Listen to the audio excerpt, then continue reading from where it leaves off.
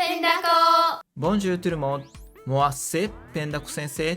このチャンネルでは漫画制作に役立つ知識やテクニックを紹介してきました。今回は初めての漫画の添削動画です。添削を通じて漫画家がどんなことを考えて演出をしているのか、その一部を皆さんにお伝えします。しかも今回は初のコラボ動画。さあ一体誰でしょう。Salut tout le monde, c'est Yugo. YouTuber のゆうごさん、コラボレーションしてくださりありがとうございます。ゆうごさんをご存知の方はたくさんいると思いますが、僕からも紹介させてください。ゆうごさんはデッサン系の YouTuber、現在18歳で登録者が11万人もいるんですね。僕にとって YouTuber の大先輩です。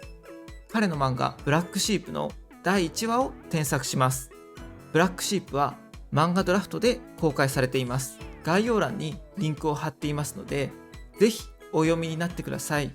今回は演出の添削にフォーカスします。だからストーリーやセリフを変えるようなことはしません。今後の制作に役立つ演出のポイントや漫画ならではの考え方を紹介します。皆さんにも役立つ Tips を紹介します。ぜひあなたの漫画制作に取り入れてください。アローセッパーティー。ペンダコ。では早速添削を始めていきましょう。今回は見開き1つと1ページの添削をしていきます。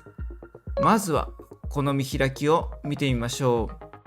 誰もいないはずの場所に車を見つける主人公。奥から誰かがやってきたので、主人公は茂みに隠れます。まずこの見開きのいいポイントを挙げていきますね。いろんな大きさ、角度でキャラクターを描こうとしてますよね。この変化をつけられているのはとてもいいことです。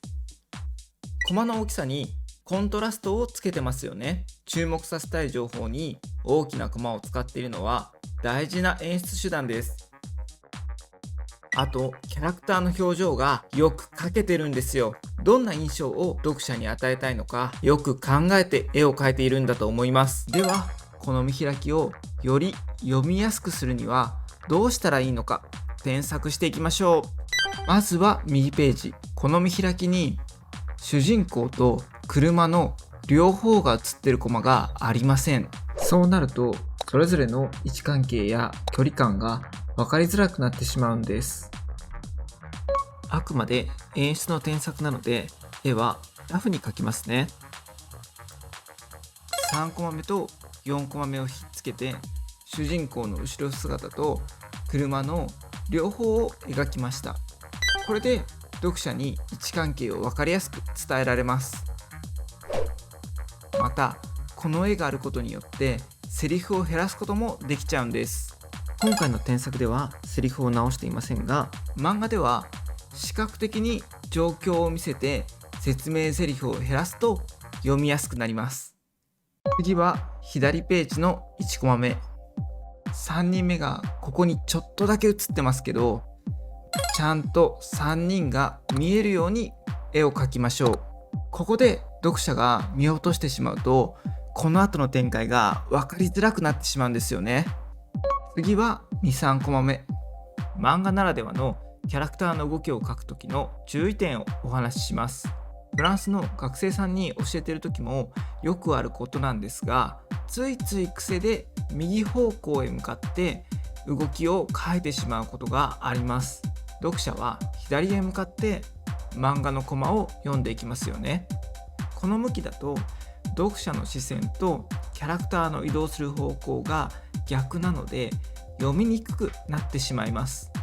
さあではどうすれば良いでしょうか。実はすごく簡単に解決することができます。はい、絵を反転させちゃえばいいんです。目線の動きとキャラクターの動きを揃えるんですね。どうですか？たったこれだけで読者はスムーズにキャラクターの動きを認識できるんです。最後に4コマ目。この敵キャラを強調しながら残りの2人もしっかり読者に見せるように修正してみました。真ん中の少年の顔を見せない演出もリスペクトしています。これで3人のキャラクターが近づいていること、手前のキャラクターの怖い雰囲気、この2つを同時に読者に伝えることができます。1コマずつどのように添削したのか解説してみました。皆さんはどこから私が添削を始めたと思いますか？答えは開き全体のバランス。オリジナルでは左右のページのコマの数やコマの大きさが似ていました。だからまず見開きをどんなバランスにするのか考えてから各コマの添削をしています。この見開きの添削は以上です。次はスピード感を表現するコツを紹介します。この見開きではゆうごさんがスピード感を出すためにいろんな工夫をしているのがわかります。実はこの見開き、トーンをちょっと変えるだけでもっとスピード感が出るんですね。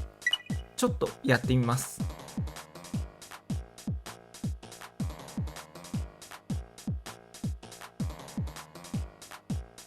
はい、できました。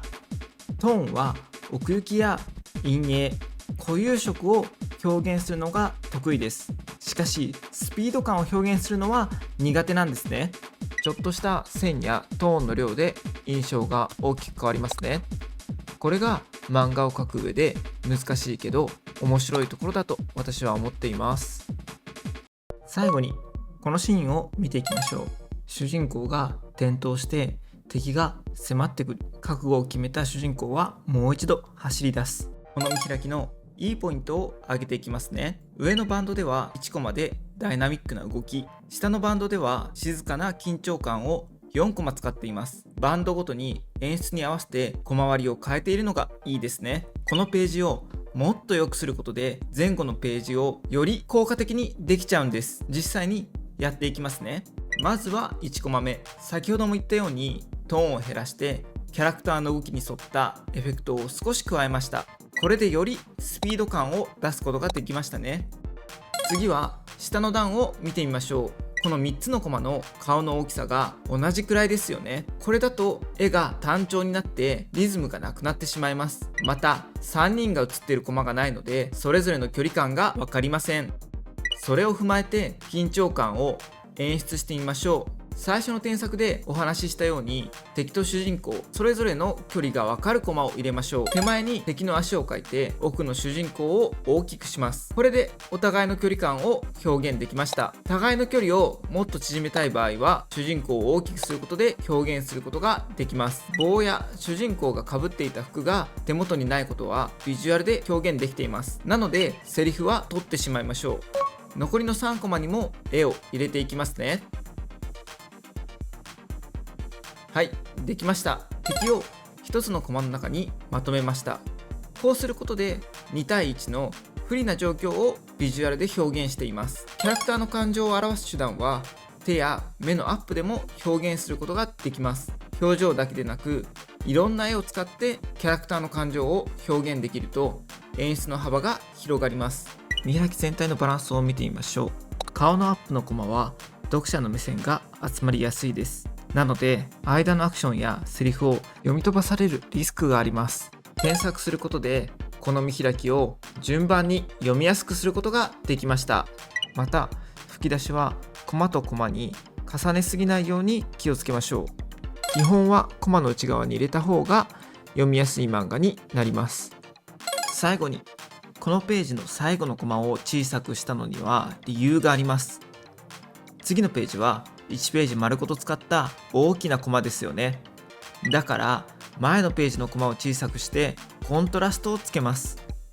こうすることで次のページのインパクトがより強くなるんです。